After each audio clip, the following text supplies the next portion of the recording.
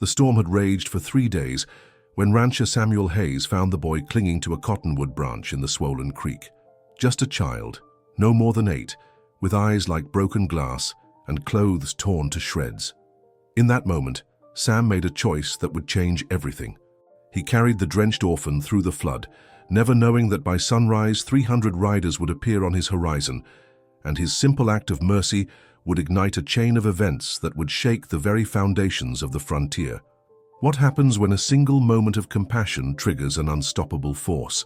Stay with us as we uncover a story of unexpected alliances, hidden truths, and the power of human kindness in the unforgiving American West.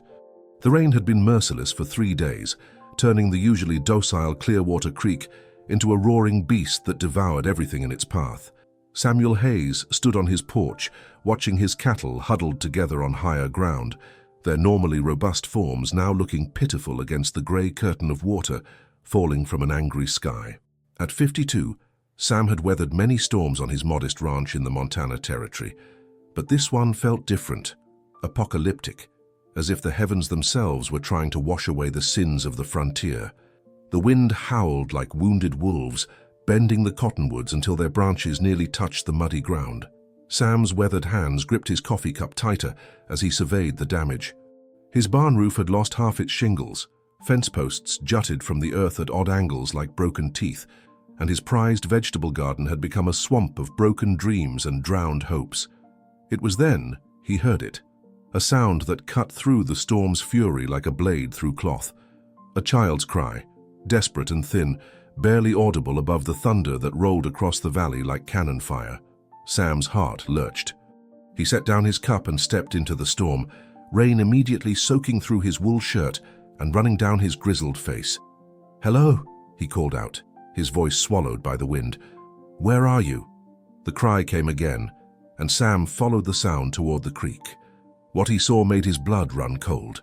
Clearwater Creek had become a brown torrent, carrying debris from upstream, broken furniture, dead livestock, and the shattered remains of what might have been someone's home. And there, clinging to a cottonwood branch that dipped dangerously close to the raging water, was a boy. The child couldn't have been more than 8 years old, his small frame shaking violently from cold and terror. His clothes, or what remained of them, were little more than tatters clinging to his thin body. His dark hair was plastered to his skull, and his eyes, wide with fear, locked onto Sam's with a desperation that pierced the rancher's soul. "Hold on, son," Sam shouted, already moving toward the water's edge. "I'm coming for you." The branch groaned ominously under the boy's weight and the pressure of the current. Sam knew he had only moments before it would snap or the child's grip would fail. Without hesitation, he plunged into the icy water, gasping as the cold hit him like a physical blow. The current immediately tried to claim him, but Sam was strong from years of ranch work, his muscles hardened by decades of honest labor. Fighting against the torrent, he made his way toward the boy, using the submerged fence posts and rocks as handholds. The water rose to his chest, then his neck, the current threatening to sweep him away with each step. Behind him, his ranch house seemed impossibly far away, a warm beacon in an ocean of chaos. "I've got you," Sam called to the boy as he drew closer. "Let go of the branch when I say." The child's eyes were fixed on him now, no longer looking at the raging water below. There was something in those eyes that spoke of losses too great for such a young soul to bear. Sam reached out, his fingers inches from the boy's small hand. "Now!" he shouted. The boy let go, and Sam caught him, pulling the small body against his chest. The child weighed almost nothing, as if the storm had already begun to wash away his substance.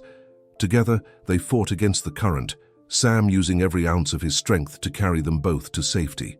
The journey back seemed endless. Each step was a battle against the water that wanted to claim them both. The boy clung to Sam's neck, his small body shivering uncontrollably. Sam could feel the child's heartbeat against his chest, rapid and fragile like a trapped bird. Finally, after what felt like hours but was probably only minutes, Sam's boots found solid ground. He stumbled up the bank, carrying his precious cargo, and collapsed to his knees in the mud just as lightning split the sky above them. The boy had gone limp in his arms, unconscious from exhaustion and cold. Sam gathered the child up and ran toward his house, his own body protesting every step. Inside, The warmth hit them like a gentle embrace. Sam quickly stripped the boy of his ruined clothes and wrapped him in thick wool blankets before placing him near the fireplace. The child's skin was pale as moonlight, his lips blue from cold. For the next several hours, Sam worked tirelessly to warm the boy back to life. He fed him hot broth spoonful by spoonful, rubbed circulation back into his small hands and feet, and kept the fire burning bright. Slowly, color returned to the child's cheeks, and his breathing became steady and strong. When the boy finally opened his eyes, they were clearer than Sam had expected, intelligent and aware despite everything he had endured. He looked around the cabin, taking in the rough-hewn walls, the simple furniture, and the warm glow of the fireplace before his gaze settled on Sam. "Thank you," the boy whispered, his voice hoarse but sincere. "You saved me." "What's your name, son?" Sam asked gently, settling into the chair beside the makeshift bed he'd created on the floor. "Thomas," the boy replied. "Thomas Crow Feather." Sam's eyebrows rose slightly at the name. It spoke of mixed heritage, common enough on the frontier but often the source of hardship for those who bore such names. "Where's your family, Thomas?" The boy's eyes filled with tears, but he didn't cry. "Gone. The flood took our cabin upstream. Mama and Papa, they didn't make it out." Sam's heart clenched. He'd seen too much loss on the frontier, too many children left alone in a world that showed little mercy to the weak or vulnerable. Without thinking, he reached out and placed a gentle hand on the boy's shoulder. "You're safe now," he said simply. "We'll figure out the rest tomorrow." Outside, the storm continued its assault on the land, but inside Sam's humble cabin, something profound had shifted. Neither the grizzled rancher nor the orphaned boy could have known that this simple act of mercy, one man pulling a child from the flood, would set in motion events that would echo across the territory. As Thomas fell into an exhausted sleep by the fire, Sam sat watching over him, unaware that this night would be the last quiet one he would know for a very long time. Sam woke before dawn, as was his habit, to the sound of silence so complete it seemed unnatural. The storm had finally passed, leaving behind a world transformed. Through his small window he could see the first pale fingers of light stretching across a landscape that looked like a battlefield. Trees lay uprooted, debris was scattered everywhere, and the creek, now returned to its banks, meandered peacefully, as if it had never been anything but gentle. Thomas still slept by the fireplace, curled in the wool blankets like a small animal in its den. In the growing light, Sam could see the boy more clearly. His features were a beautiful blend of cultures, the high cheekbones and straight black hair of his native heritage mixed with something else, perhaps Irish or German from his father's side. His hands, though small, bore calluses that spoke of hard work despite his young age. Sam moved quietly about his morning routine, trying not to wake the child. He started coffee, checked his few remaining supplies, and began to assess the damage to his property. The barn would need significant repairs. Several sections of fence were completely destroyed, and he'd lost at least a dozen head of cattle to the flood. It would be a hard winter, but Sam had survived worse. As he stood at his window, coffee in hand, something on the horizon caught his eye. At first he thought it might be a low cloud or morning mist, but as the light grew stronger, the truth became clear. Riders. Not just a few, but what looked like an entire cavalry of horsemen moving toward his ranch with deliberate purpose. Sam's blood ran cold. In all his years on the frontier, he'd never seen so many riders moving together unless it meant serious trouble. His hand instinctively moved to the rifle hanging above his door as he tried to count the approaching figures.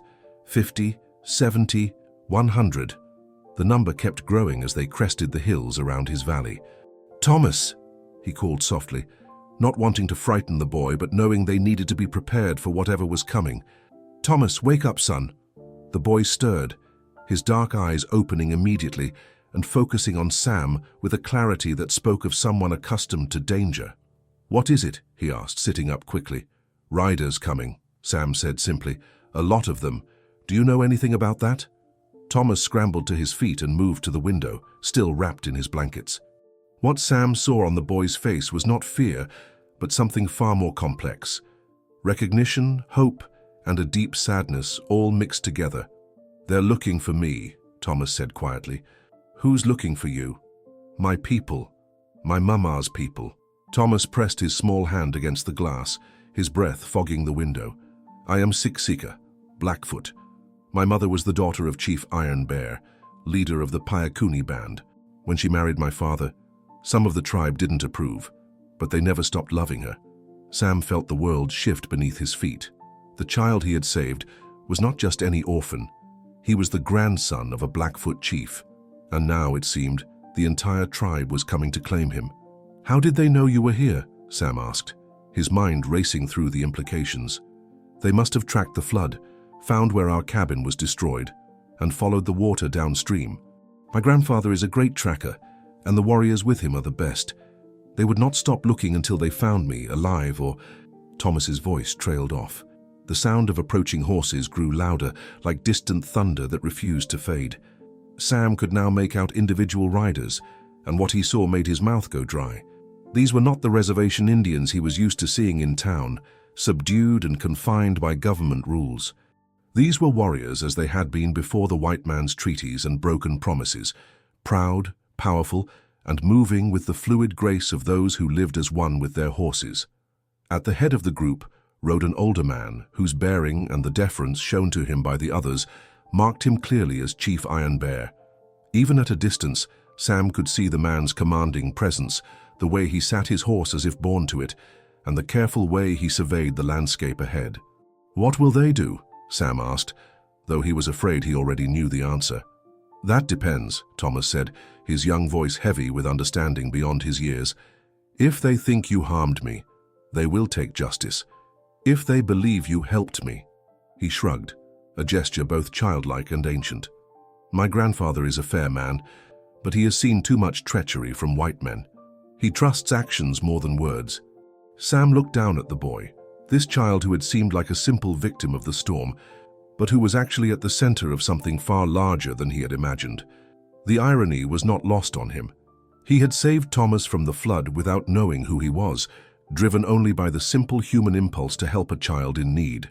Now that same impulse might be the only thing standing between him and the wrath of 300 Blackfoot warriors. Thomas, Sam said carefully, I need you to understand something. I didn't save you because of who your grandfather is or because I expected anything in return. I saved you because you needed saving, and that's what people should do for each other. The boy looked up at him with those ancient eyes. I know, he said simply. That's why they're coming in peace. Peace? Sam couldn't hide his skepticism as he watched the approaching army. Look at their lances, Thomas said, pointing toward the riders. Do you see any scalps, any war paint? They carry weapons because this is dangerous country, but they ride with peaceful intent. If they meant war, you would already be dead. Sam squinted at the approaching riders and realized the boy was right. While the warriors were clearly armed and ready for trouble, they weren't displaying the traditional signs of a war party. Still, 300 armed Blackfoot warriors made for an intimidating sight, peaceful or not. What do I do? Sam asked, surprised to find himself seeking advice from an 8-year-old. Be yourself, Thomas said with a maturity that broke Sam's heart. Be the man who jumped into a flood to save a stranger's child. My grandfather will see who you truly are. The riders were close enough now that Sam could make out individual faces, could see the steam rising from the horses in the cool morning air, could hear the soft jingle of bridles and the creak of leather. At their head, Chief Iron Bear rode with the dignity of a man who had led his people through times of plenty and seasons of sorrow. Sam took a deep breath, checked his appearance in the small mirror by his door, and walked outside to meet whatever fate awaited him. Behind him, Thomas followed, still wrapped in the wool blankets but standing straighter now, preparing to bridge two worlds that had rarely met in peace. The sun crested the mountains just as the riders reached the edge of Sam's property, bathing the entire scene in golden light that seemed to promise either salvation or judgment. Sam stood on his porch, unarmed but unafraid, waiting to discover which it would be. Chief Iron Bear raised his hand, and 300 warriors came to a halt as one, their horses snorting clouds of vapor in the crisp morning air. The silence that followed was profound and heavy with unspoken possibilities. Sam had faced down angry bulls, survived blizzards that could freeze a man solid, and stared death in the face more times than he cared to count, but nothing had prepared him for this moment. The chief was an imposing figure, probably in his 60s, but sitting his horse with the strength of a man half his age. His weathered face bore the marks of a life lived entirely outdoors, with deep lines carved by sun, wind, and the weight of leadership. His long grey hair was braided with leather and beads, and an eagle feather hung from an ornate headband. But it was his eyes that held Sam's attention. Dark, intelligent, and filled with a grief so deep it seemed to echo across generations. Thomas stepped forward from behind Sam, the wool blankets falling away to reveal his small form in clothes that Sam had hastily put together from his own things. The boy looked impossibly tiny in front of the assembled warriors, but he stood straight and proud as he spoke in rapid Blackfoot to his grandfather. Sam couldn't understand the words, but he could hear the emotion in Thomas's voice as he recounted his ordeal. The boy gestured toward the creek, toward Sam, toward the cabin, his hands painting the story in the air with graceful movements that seemed far older than his years. As he spoke, Sam noticed the subtle changes in the warriors' postures, the way weapons were shifted slightly away from ready positions, the way some of the hard expressions softened. When Thomas finished speaking, Chief Iron Bear dismounted from his horse with fluid grace and walked slowly towards Sam. The rancher found himself fighting the urge to step backward, not from fear but from the sheer presence of the man. This was someone who had commanded respect long before the white man came to his lands, someone who had watched his world change and his people suffer, yet still held himself with unbreakable dignity. The chief stopped 3 feet from Sam and studied him with those penetrating eyes. Sam met his gaze steadily, knowing that this moment would determine everything that followed. For what felt like an eternity, neither man spoke. Around them the only sounds were the gentle stamping of horses and the whisper of wind through the damaged trees. Finally, Chief Iron Bear spoke in English, his voice deep and carrying the weight of authority. "You are Samuel Hayes." It wasn't a question. Sam nodded. "I am. My grandson tells me you pulled him from the flood, that you could have left him to die, but instead you risked your own life to save his." "Any decent person would have done the same," Sam replied honestly. Something flickered in the chief's eyes, surprise, perhaps, or approval. "You are wrong. Many would have passed by. Some would have saved him only to sell him to those who pay bounties for Indian children to take to the government schools. Others would have saved him to claim a reward or to gain favor with authorities." He paused, his gaze never wavering. "But you asked for nothing. You expected nothing. You simply acted from the heart." Sam shifted uncomfortably. "He's just a boy, a child in trouble. He is the son of my daughter, Morning Star, who died because a white man's flood destroyed their home," Chief Iron Bear said, and now Sam could hear the carefully controlled anger in his voice. "He is the grandson of Iron Bear, war chief of the Piakuni. He carries the blood of warriors and chiefs, but also the blood of those who sought to bridge our worlds." The chief's voice softened slightly. "His father was a good man, a translator and peacekeeper who tried to help our peoples understand each other." The weight of this revelation settled on Sam like a physical burden. He had not just saved any child, he had saved the bridge between two cultures, a living symbol of the possibility that different peoples could coexist peacefully. "I'm sorry for your loss," Sam said simply, and meant it. Chief Iron Bear nodded, acknowledging the sincerity in Sam's words. "The flood that destroyed their home was caused by white men who dammed the river upstream for their mining operations. When the dam broke, it took everything." His hands clenched into fists. Everything except Thomas. Sam felt a chill that had nothing to do with the morning air. He was beginning to understand the true complexity of the situation. This wasn't just about a rescued child. It was about justice, revenge, and the long history of broken promises between the white and native peoples. "What happens now?" Sam asked. Before Chief Iron Bear could answer, Thomas stepped between them and looked up at his grandfather. "He saved my life, grandfather. Without him, I would have died in the water. The spirits guided me to his arms."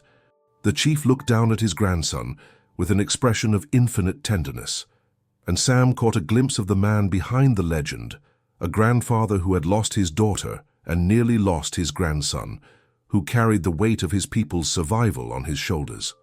"The boy speaks truly," Chief Iron Bear said finally. "You have given me back what I thought was lost forever. In our tradition, this creates a debt that cannot be measured in horses or weapons or land. I don't want anything, Sam said quickly. I'm just glad the boy is safe. This is why the debt is so great, the chief replied. A man who saves a life and asks for nothing in return is rare in any world. Among my people, such a man becomes Wikapi, a star that guides others through darkness. The chief turned to address his warriors in Blackfoot, his voice carrying clearly across the assembled group. Sam couldn't understand the words, but he could hear the respect and solemnity in the chief's tone. When he finished speaking, every warrior placed his right hand over his heart and bowed his head toward Sam. I have told them that you are now under the protection of the Pikuni Nation, Chief Iron Bear explained. No harm will come to you from our people, and any who threaten you threaten us. This is a bond that will last as long as the grass grows and the water flows. Sam was overwhelmed by the magnitude of what was happening. He had gone to sleep the night before as a simple rancher struggling to survive another harsh winter. Now he found himself bound by sacred ties to one of the most powerful native tribes in the region. There's more, Chief Iron Bear continued. The men who built the dam that caused the flood, they are coming. They know Thomas survived, and they know that his survival threatens their plans. They will try to silence him, and they will try to silence anyone who helped him.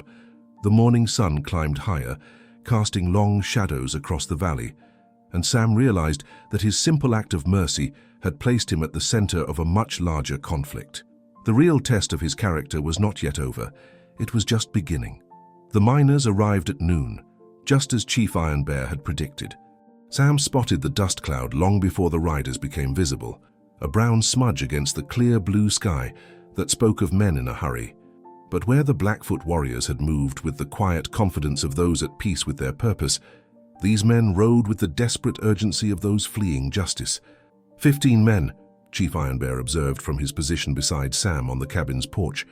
The chief had dismissed most of his warriors to positions around the valley's perimeter, but kept 50 of his best fighters hidden in the nearby woods. To any approaching observer, it would appear that only the chief, Sam, and Thomas remained at the ranch. They're well armed, Sam noted, squinting at the approaching riders. Each man carried multiple weapons, and their horses showed signs of hard riding. These were not the type of men who settled disputes with words. Thomas stood between the two men, no longer the helpless child Sam had pulled from the flood, but a young warrior learning to bridge two worlds. The man in front is Marcus Caldwell, the boy said quietly. He owned the mining operation that built the dam. Papa used to translate when Caldwell met with tribal representatives. He promised the dam would never break. Chief Iron Bear's jaw tightened. Promises are like smoke to such men. They disappear when the wind changes. The riders pulled up 50 yards from the cabin, close enough to talk but far enough to retreat quickly if needed. Caldwell was exactly what Sam had expected, a big man with cold eyes and expensive clothes that couldn't hide the violence in his nature. His face bore the permanent scowl of someone unaccustomed to being denied anything he wanted. "Hayes!" Caldwell called out. "We've come for the boy. Hand him over, and there won't be any trouble." Sam stepped forward, acutely aware that Thomas and Chief Iron Bear flanked him. "The boy is under my protection. You have no claim on him." Caldwell's laugh was harsh and ugly. "Protection? From a two-bit rancher barely scraping by?" His gaze shifted to Chief Iron Bear and his expression grew uglier. "And I see you've got yourself a pet Indian. That's going to make this easier." "Easier how?" Sam asked, though he suspected he already knew the answer. "Dead men tell no tales," Caldwell replied, his hand moving to rest on his gun. "The boy's the only witness to what really happened upstream. Our dam didn't break from any structural failure. We blew it up when we heard the government inspectors were coming. Couldn't have them finding out we'd been dumping mercury into the water supply." The casual admission of mass murder hung in the air like a poisonous cloud. Sam felt his blood turn to ice as he realized the true scope of what these men had done. They hadn't just caused an accident, they had deliberately destroyed an entire community to hide their crimes. "You murdered how many people?" Chief Iron Bear asked, his voice dangerously quiet. "Indians don't count," Caldwell sneered. "And neither do half-breeds or the white trash that helps them. Now hand over the boy, or we'll take him over your dead bodies." Thomas stepped forward, and Sam was amazed by the courage in the child's small frame. "You killed my parents," the boy said, his young voice carrying across the space between them with startling clarity. You killed my friends. You poisoned our water and destroyed our homes. And I'll kill you too if you don't shut up, Caldwell snarled. He drew his gun, and immediately his men followed suit. 15 weapons were now pointed at the 3 figures on the porch. It was then that Chief Ironbear smiled, a cold, terrible expression that transformed his weathered features into something primordial and frightening.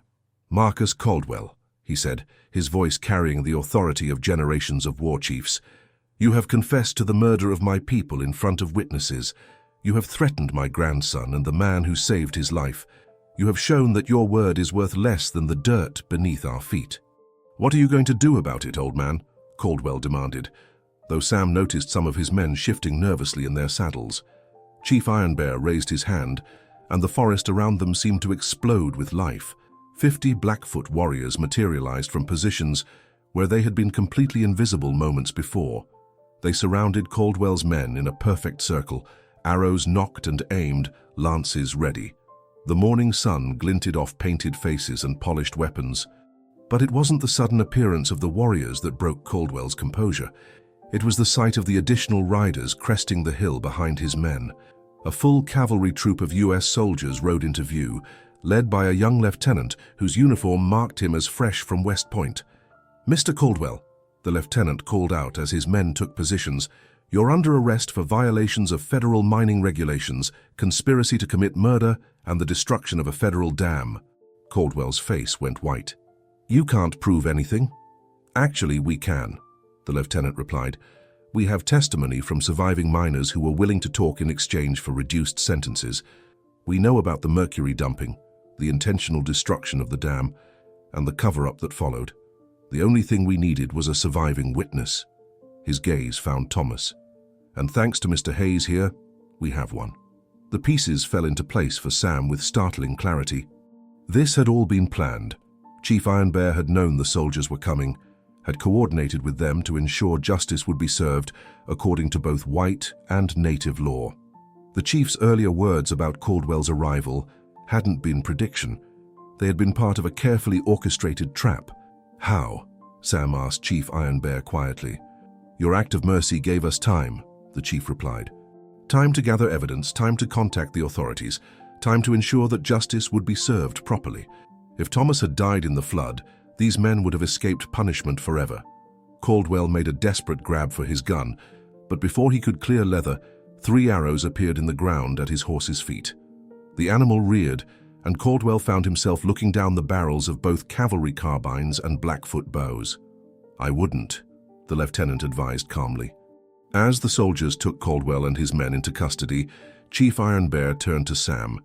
"You saved more than one life when you pulled Thomas from that flood. You saved the possibility of justice itself." Thomas looked up at Sam with eyes that now held hope instead of sorrow. "Will you visit us?" he asked. "I want to learn more about the white world, and Grandfather says you're the kind of man who can teach me without lies." Sam knelt down to the boy's level, his heart full of emotions he couldn't name. "I'd be honored, son. And you can teach me about your world too." As the dust settled and the valley returned to peace, Sam realized that sometimes the smallest acts of kindness create the largest ripples of change. He had reached into a flood to save one child, and had somehow helped restore balance to a world that had seemed hopelessly broken. The sun climbed toward its zenith, warming the earth and promising better days ahead for all who chose to build bridges instead of walls.